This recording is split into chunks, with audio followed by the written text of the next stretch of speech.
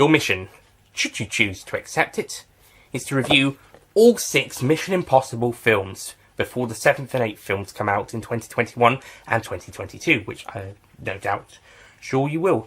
Of course, you've already done Mission Impossible 6, Fallout, so now you just have to do the other 5. So, without further ado, Mission Impossible, the 1996 film that kickstarts the film franchise.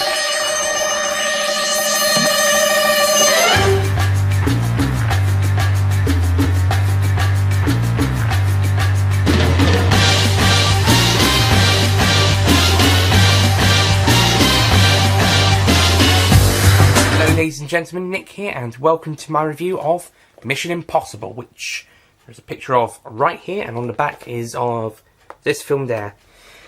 The first Mission Impossible film, and somehow on this Blu-ray disc it's rated 15 in the UK. Here, for some reason, it's 15 in the UK, 12 in Ireland, Germany, and Switzerland. And Denmark, I think, and also M in Australia, which is strange because Mission Impossible 1 is a PG in the UK and Ireland. I'm not sure, maybe it's due to extras on the disc, on the Blu-ray disc, but certainly the film itself is a PG. It's probably due to extras. Anyway. So, Mission Impossible. Before we start, a little bit of history. The Mission Impossible films were inspired by a television series running between 1966 and 1973, and it lasted 7 seasons. Jim Phelps was the main character from season 2 onwards, and it was also the only character, or his main character anyway, to come back for the 2-season revival in 1988 to 1990, played by the same actor, but not the same actor who plays the character in the film. In the film, John Voight plays the character, and the character is a bit different to how he was in the show. In the show, it was a bit more Cold War centred, as you would expect from a 60s, 70s show. It was a very Cold War centred. Not so much. I'm not sure about the 80s, 80s, 90s version, but certainly with 60s and 70s one, it was very Cold War based, and the plot would mostly see the team go and overthrow a small communist country. So basically, if the Bay of Pigs in Cuba was when President Kennedy sent the CIA to take over Cuba after it fears it was going to become communist. Basically that, but done right. I'm not so much sure what the 80s one involved, but I'm sure maybe something similar to either in the show or what we get in the films. In the films, it's basically simple spy stuff. As you can imagine, they go in and try to retrieve something or some people, in some cases, from baddies. Sometimes countries, sometimes organisations, and sometimes just single villains. Yeah, and the Syndicate were regularly appeared in the old series, and the Syndicate, of course, returns in Mission Impossible Rogue Nation, which we'll get to. But in the meantime, Mission Impossible 1 this film came out in 1996, so 30 years to when the show started, and 6 years after the revival ended. So there's a grand total of 9 seasons for Mission Impossible TV series. If you put both the 7 seasons of the original show and the 2 of the revival, that's 9 in total. Also, Doctor Who's revival in 2005 is like that of the Mission Impossible revival in 1988. It is a direct continuation. That's it. Continuation of the show from beforehand. Of course, lots of people think Doctor Who is a reboot. It's not. And we used series to refer to the series. So Series 1, Series 2, Series 3 to differ from Season 1, Season 2, Season 3, which is mainly used for the classic season. I don't think this is as much well used for Mission Impossible, though. Porridge did a similar thing in 2017. They did a revival of Porridge with the grandson of the main character from the original.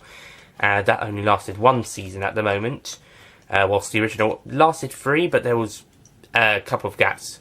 And Still Open All Hours, another comedy series that is a continuation of Open All Hours, which starred Porridge star Ronnie Barker. And that was 4 seasons, that original, but they were spread out across a couple of years. And Still Open All Hours has been going strongly since 2013 for a good 5 or 6 seasons, although I think later seasons have been going a bit dipping in story quality, but that's just personal. That's just me.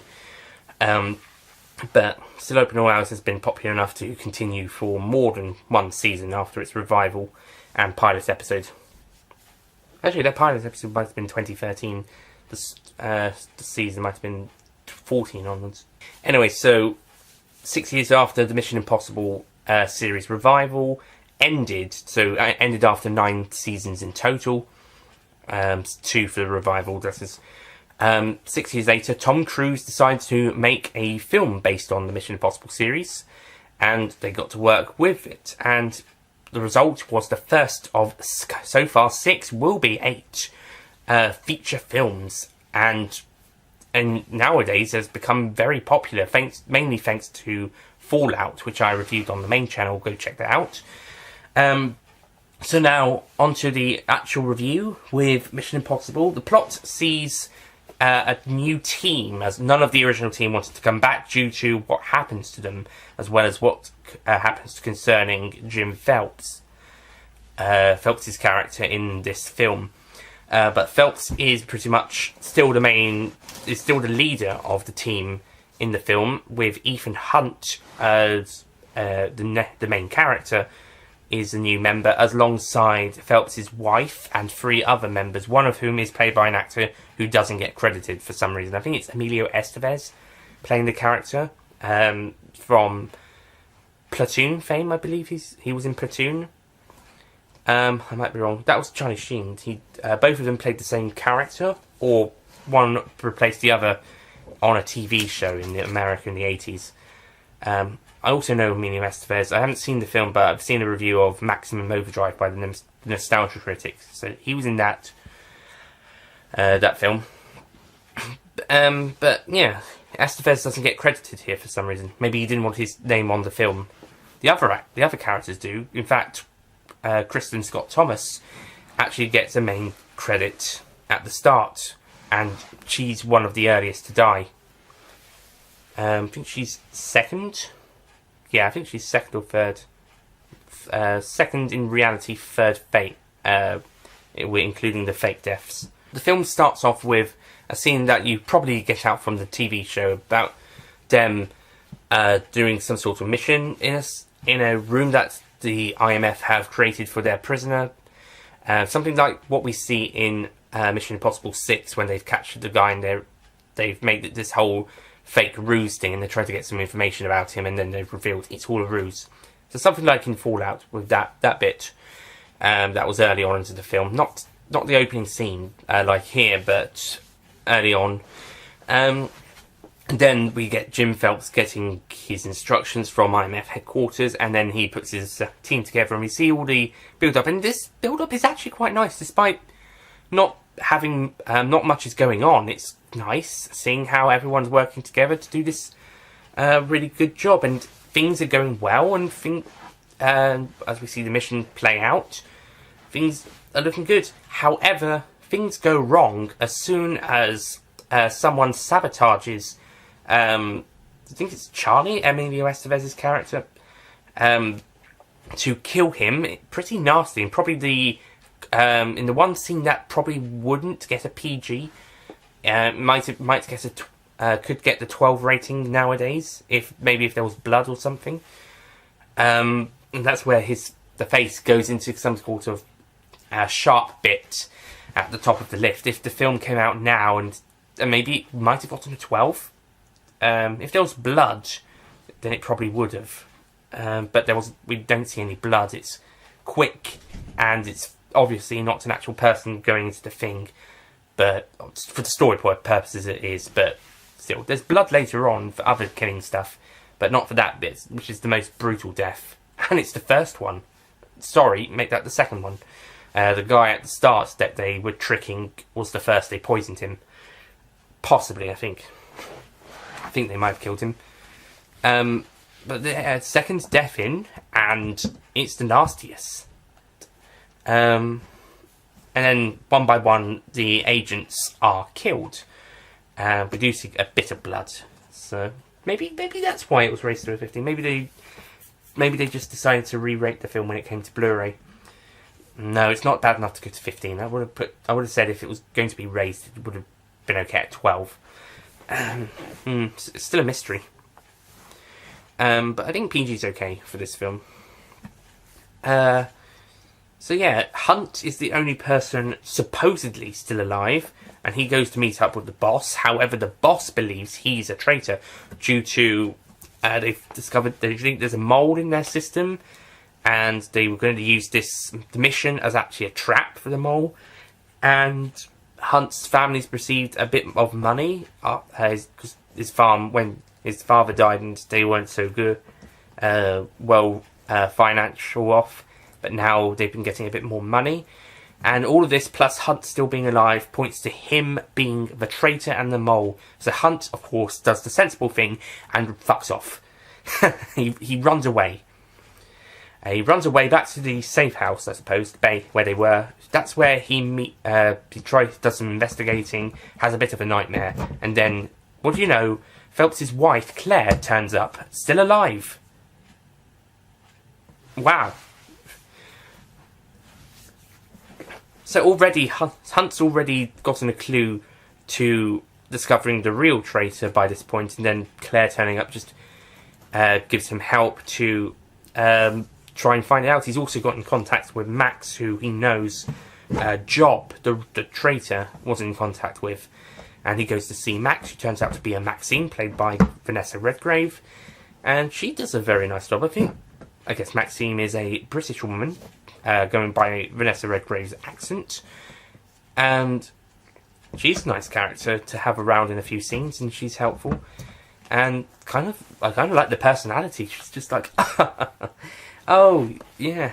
It's just going along with it. Just fine. She's good. She's rich. She's powerful. She's influential, I suppose, a little bit. And she's not mean. Well, maybe if she was forced to be mean, but yeah, it's just a nice personality. This is someone I'd like to do business with if I was on the run for my government. Or even if I was doing a mission for the government. I'd rather do business with her than some of the drug laws you get in 1980s films. Very violent, very violent. Or mobsters in 70s and 90s films. Very sweary, very violent as well. But Vanessa Redgrave's character, Max, or Maxine, is, yeah, it's a nice character. It'd be nice to do business with her. If I was an agent. Fun fact, her children appear in Fallout. Vanessa Kirby's character in Fallout is the daughter of Max, and her brother also appears in the film. The character's brother, that is. Kirby's character's brother. So that's a nice little tie-in with this film. So yeah, and then Hunt and Claire then hire two other people. Luther, who becomes a series regular, appearing in every single film, although having an uncredited cameo in the fourth one, but being a major player in all the others. And so basically being the only other character besides Ethan Hunt, being in all 6 films, despite an uncredited cameo in the fourth. And it's alright, Julia gets one and doesn't get one in that film either. Doesn't get a credit for her cameo. And another guy that turns out to be in cahoots with the villains. So yeah, they all had to go to the CIA headquarters to retrieve the list that they thought they were trying to get back from the baddies, but it was a decoy, and now they have to get this list to give to Max. And in a trap, it's going to have her captured by the IMF and the real villain exposed and captured or killed. But who is the real villain?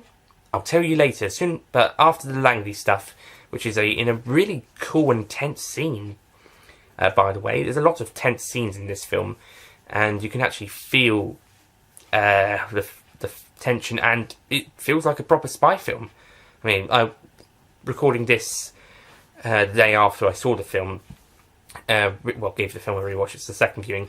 But the day before, I watched You Only Live Twice, which is a Bond film, and that's got a very standard formula for their types of films. It's earlier Bond films had a bit more spy work, but this was they're more adventure ones. This one feels very spy film, and I think it's the more spy and the most tensionous of all of them, because they become action thrillers more in the follow-ups. But yeah, this bit in particular feels like a very good spy thriller-esque moment. And then they go to London, where Hunt discovers that the boss has Hunt's mother and brother-in-law, not brother-in-law, uncle, supposedly arrested for drug charges, being drug barons. But the boss says, "Oh, I'll drop the charges if you come in. If you come in soon enough, might even drop or loosen charges on you." But Hunt's already got a plan to expose the real baddie, and it's that point where we find out that Jim is still alive, and they have a little talk in the cafe, and Jim reveals that the other guy I mentioned, who'd been hired by the baddies, was the baddie, but Ethan knows who the real baddie is. He's worked it out. It's really Jim. This is the point of the film that was very controversial with the original actors for the characters. This is why the original actor for Phelps didn't come back for the film, and they cast the great John Voight instead. And other actors, when they saw the film and also when they read the script as well, they didn't like this. And alongside the fact that their characters would have been killed off if they did come back, they weren't happy about this. Understandably so. I mean, this guy you've been following since the second season of the original show, you've been following for almost 30 years, and he turns out to be the villain, so that some new guy can take his place. Then again, he took the place of the other guy, but I don't think that guy went through a whole... decided to portray his country and team and kill everybody so he can get a lot of money. And frame his up-and-coming... I don't think... No. But I will say, if it's like if something... It's actually quite frightening thinking that maybe in a few years' time, Ethan Hunt does decide to do the same thing. The CIA do question his loyalty in film 6. Of course, it turns out they think he is the baddie, or are afraid that he could be the baddie. However, it turns out that the real baddie is our second main character of that film, and someone who's supposed to be a goodie, but turned out to be a baddie all this time. So maybe it's not Hunt they should be worrying about after all. Maybe it's the people they get to check up on him. But yeah, Phelps is the main villain here, and Claire is also in league as well. The only person other than Hunt who seems not to be in league with this guy, besides Hunt and the boss guy at IMF headquarters, is Luther. Luther's the only one Hunt can actually trust at all, and that's why he gets the list, to make sure that Max is then caught with it, I suppose. And then Hunt disguises himself as Phelps to confront Claire on the train between London and Paris, run by TGV, not Eurostar, so I guess Eurostar came later. And they're on their way to the Channel Tunnel, and Max is desperately trying to get the message sent, the list sent before they hit the tunnel. Of course, she never does. It's recovered by the CIA in the end. Not the CIA, the IMF. And Phelps kills Claire, sadly. But oh well, she was either going to die or get arrested. So I guess this was the better option, to be honest. I always prefer people getting shot, getting killed, especially if the death penalty is the alternative. Are following arrest and get sentenced to death and suicide, or getting killed by another baddie or goodie on the road trying to escape them, or police officer or someone. It's always the better option. in my opinion. Meanwhile, Jim attempts to escape with other guy, who I can't remember the name of. He's a bearded chap. He's the guy in that picture with Hunt I showed you. This chap, this guy in the beard with the knife that Hunt's stopping him from using on a security guard in the scenes in Langley. Yeah, he tries to pick Phelps up on a helicopter, but the helicopter has to go into the tunnel. They try to kill Hunt, but eventually Hunt causes the helicopter to crash, killing Phelps and other guy, and he manages to survive. The list is recovered by the IMF.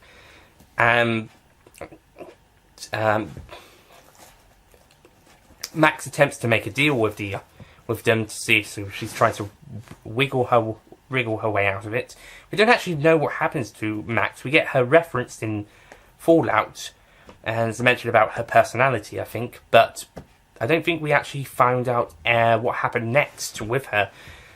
Hunt's mother and uncle are released and forgiven. Sorry, not forgiven. Apologised to and given VIP treatment. And Hunt has a beer with Luther. He says he's out of the game whilst Luther's back in, but then he gets a DVD. He gets to watch a movie on the plane, like Phelps did at the start of the movie, which gave him the details of his next mission. So it implies that Hunt will be back in another mission, and of course, we all know that is so true. So Mission Impossible is a great spy thriller. It's also a pretty good action film.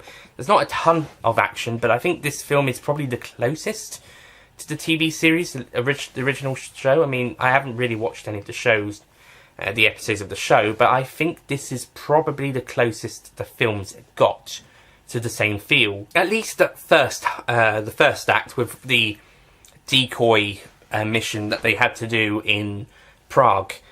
That I forgot to mention, it was in Prague, Czech Republic. Apart from that bit in particular, and some of the more other bits like in Langley and the tricking stuff on the train, all of that felt like it was the closest to the original TV show. It just felt like that. Making this the closest to that show. But it's also a great spy thriller in its own right, and has some great stuff going for it. Tom Cruise is great as Ethan Hunt, the main character for these films. So I guess if you would say the Mission Impossible franchise overall had main characters, you got the first one in the first season of the original, then Phelps, who's the main character for seasons 2 to 7 and the revival, and second main character in the film, and then the 6th film's Ethan Hunt. At least for now, anyway. Speaking of which, John Voight does a great job as Jim Phelps, taking over from the other guy. And John Voight does a fantastic job. So, I mean, I haven't seen the show, but I don't know if it's actually that makes sense to make Phelps the villain. After all these time, after nearly 30 years, he turns out to be the villain. I can see his reasoning. Why I can understand his point, but I think if I had watched the show and had followed it for all this time, like a fan like Tom Cruise had been, I'd be like, this is stupid. Phelps wouldn't do this. Although they do give good reason for it. Phelps is also the only character from the original show to ever come back for a film. To by the way, so Claire's a new character. For example, the other members of the team are obviously new teams, but again, he got the new team for the revival, so. That makes sense, and there are new teams every now and again for the original. So again, makes a lot of sense. But yeah, it's just I think a lot of people would have gotten pissed off that Phelps was the bad guy if he wasn't the character from the original show. And if it was just a boss guy in charge, for example. Just someone we haven't met before, a new character, then it might have worked more. But as it's the guy who was in charge for the majority of the original and completely in the revival show, then I can see why a lot of people would get very pissed off about this, especially original cast members. But as in the film, it does make sense. It's just as with the continuity itself, it doesn't. It's it wouldn't make sense, but for the film, I can see why. But yeah, you would piss a lot of people off. But I will say the story of how he's the way he does it and how it all comes together and how Ethan manages to find out and stop it is really good. I will say this film does start a trend of Hunt having to go on the run from his own people that we see in almost every single film, or someone coming out after him. The only film that we don't have this at all is the next film, Mission Impossible 2. In this film, I think I must have mentioned this in my ranking or something. I definitely did in my 2019 film ranking, 2018 film ranking. First film, he's on the run from, he's believed to have he killed his team, so he's got to prove his innocence. Second film, none of that shit. Number 3, he's arrested by Lawrence Fishburne's character for some reason, but then he's allowed to go out and help his wife, find his wife, and in the end, Lawrence Fishburne's character's like, oh, sorry about this. Film 4, Ethan and his team are blamed for blowing up the Kremlin. Film 5, the CIA shit that we get similar in the Bourne films, coming after him because he hasn't joined. He's still going solo rogue, trying to find the syndicate. We've got all that CIA shit in Rogue Nation that really knocks the film down for me. I really don't like those bits. And then in film 6, we've got that one bit where we've got the CIA kind of checking up on him. That's fine. And then we got that one bit where they do try to detain the characters, but then the villain's hench people kind of scratches that idea, and the team have to stop the villains, and the CIA in the end's like, okay, fair enough, sorry about that. So I guess 6 is I think 6 they don't really go after them, they're just there to detain them, but Mission Impossible 2 doesn't have anybody going after him, or asking him to come in, or detaining him or anything, or him having to go on the run from his own people. We got another rogue agent to deal with for that. It's basically the golden eye of the Mission Impossible series. And I guess this could be the license to kill, I suppose. Maybe this or Rogue Nation. But yeah. So, Mission Impossible 2, thank God, doesn't do any of that. I suppose to a extent Fallout as well. Oh God, Fallout, you're getting better every day. I love it. I think the characters are all great. I thought that, especially Luther, I thought he does great. I'm glad we'll get to see him in the other films. Claire's a good character, and I like how she was actually used as part of the villain's plan. Although Phelps does mention that she tries to turn on her charms on Ethan, but honestly, there wasn't that much charming of her. I think her presence just there was it, as far as I'm aware, and I think even maybe a little bit of fancied, and he might have already done that anyway. Don't know, I won't blame him, to be honest. But there wasn't a full-out romance or anything. They were just close friends, I suppose. But Phelps mentions the stuff about her charms and not falling in love with with neighbour's wife. Some sort of complicated gobbledygook. Basically, one shall not be attracted / fall in love with his neighbour's wife. Anyway, basically saying, you fancy my wife, basically. You shouldn't, because she's my wife. I think that's basically what he's trying to say. But that being said, this was supposed to be part of the plan, but I don't think Claire had to try to woo Hunt. I think after they got the trust issues out the way, I think once they got the stuff at the start out the way, and she was with him, and when she claimed she was going to go and speak to the boss about it, but when Hunt says, if you're still alive, they'll think you're with me, so it's better we just go on this alone and get these other two guys and try and sort the situation. So, yeah, but that's about it. So, what Phelps says about her turning on her charm doesn't quite fit with actually what happens. I think Other Guy is a good baddie, hench baddie, and it's nice for him to be showing some of these baddie sides a bit earlier on. but not being the full-out villain. He's like the second main villain, with Claire being a third, I suppose. And it's all good. I think the boss guy is actually pretty good, considering what type of character we've got for him. But I mean, we can understand his point of view. I can understand it more than any of the Bourne ones. But well, maybe not. Maybe what's her name?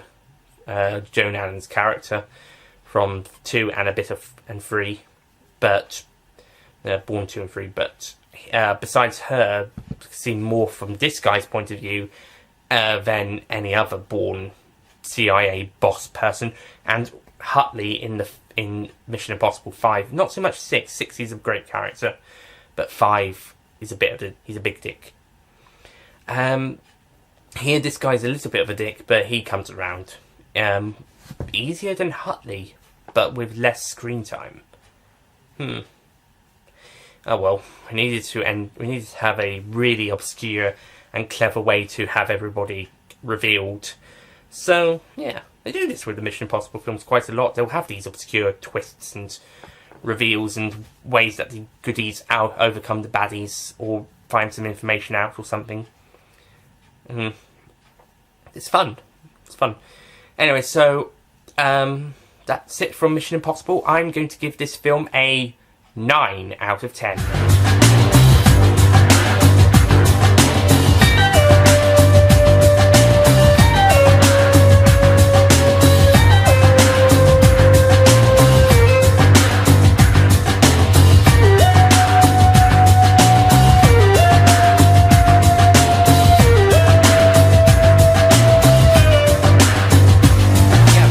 Quite a 10 out of 10 yet, but I do think it's a great film, really enjoyable, great stuff, some great tension, some great characters, despite what they did with Phelps, and considering what a lot of people would have thought at the time with his character from both the original series and from this show, so this film, and how it might be a bit of a betrayal.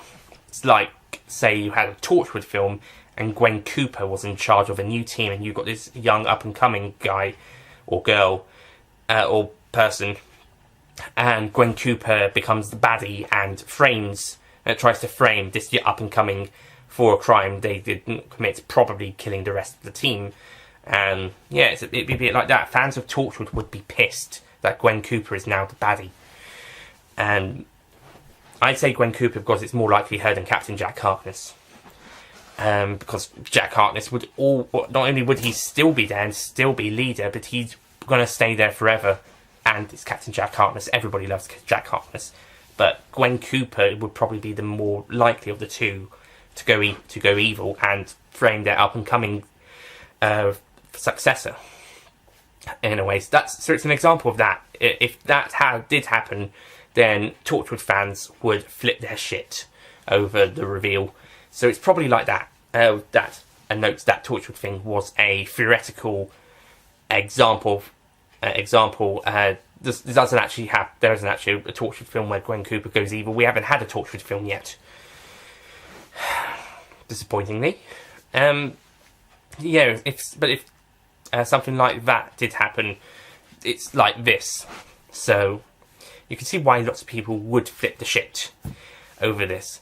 But I'm also not the most keen on this trying to prove his innocent story being framed or falsely accused or something. But for this story, it works and makes a lot of sense. In fact, I think Mission Impossible films do it better than most other films, to be honest. And I think this is one of the best times, even if it's not one of the better films. Well, we'll see when we get to the end of the series. But certainly one of the better times. And yeah, it's just really cool. And it doesn't need... The CGI is a little bit dodgy in some places, especially that explosion in the tunnel. But most of the stuff is handled really well and looks really great. And it feels a bit more realistic in places. Apart from maybe the end. So overall, Mission Impossible, or Mission Impossible 1, is a fantastic way to kickstart this successful film franchise that was inspired by the original TV show, despite not really having that much respect for a character from that show, the main character, really. Apart from in the first season, but well. Yeah, it does feel a bit disrespectful, as I've mentioned. But besides that, it does feel like it's got everything else down to the wire, or rather the dynamite rod wire. And yeah, it just feels like a great thriller film in its own right. Yeah, the films after this would feel a bit different. Mission Impossible 2 takes a bit more of an action route, and then 3 onwards kind of feel a kind of a compromise between action spy thriller in a way. I think there's a bit more spy thriller in the later ones as well, but they still do quite a bit of action. Not as much as number 2, but they do a bit more spy thriller stuff. Not as much as 1, but I think 3, 4, 5, and 6 have a more or less a balance, especially 5 and 6, on the spy thriller and action one, and maybe 4 as well. Actually, comes to think of it, I think 3 does a bit more action, but not as much as number 2, and it gets a bit more of that spy thrillery stuff added back in, and then 4, 5, and 6, you've got very much a balance, especially 5 and 6 was by the same director, who's coming back for 7 and 8, so we'll see how that goes. So that's it from Mission Impossible 1. Next Mission Impossible film we'll be looking at will be, of course, Mission Impossible 2, which is down here and is over here. Did they use the same picture? No, but you could be forgiven, they've used the same picture twice. And that film is rated 15, and I can see why, at least in some bits, in some places anyway, I can see why that one's a 15. More than this one would be if that is the new age rating, but I think that's due to extras. Personally, I think PG was fine, if not 12, like the other 4 films. But I think all of them could be okay at 12, to be honest. Although this one I think is fine at PG, and I can see why the second one's a 15. But yeah, they're all PG-13s in America, so that makes a lot of sense. But like I said, I can see why this one's a PG, but could get a 12, and why the next one's a 15, but might have been okay at 12 as well, and then the rest are all suitable for 12 onwards, or 12A when they come out in cinemas as well. Maybe that... No, 12A wouldn't have made number 2 12 in its day, no. Probably made it even more 15, to be honest. All the more reason to make it 15. Anyway, first one maybe. Anyway, that's it from me. Thank you for watching. Next time, or at least next Mission Impossible film, Mission Impossible 2. I'll see you guys next time. Goodbye.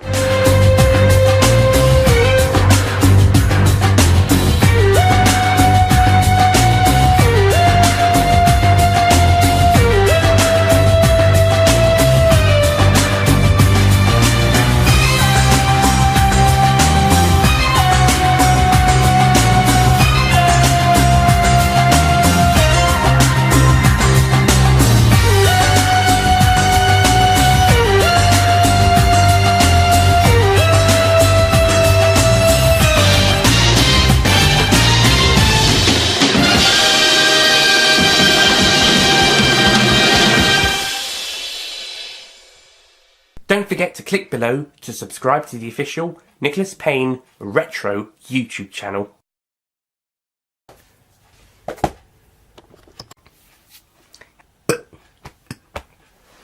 Also, the Mission Impossible revival is something...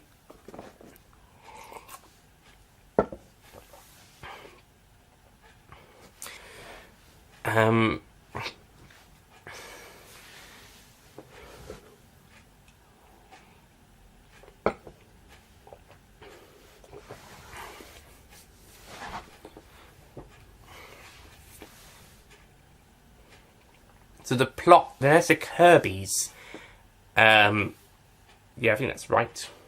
Vanessa Kirby's character, hang on, let me check that.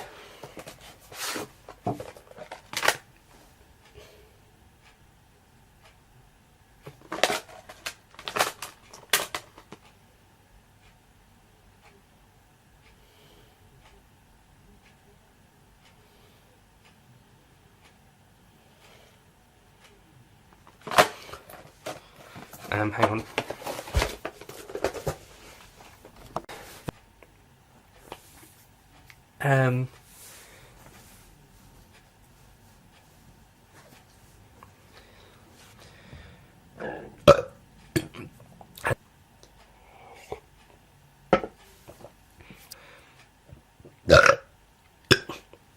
Tom Cruise is great as the new main villain. Not main villain.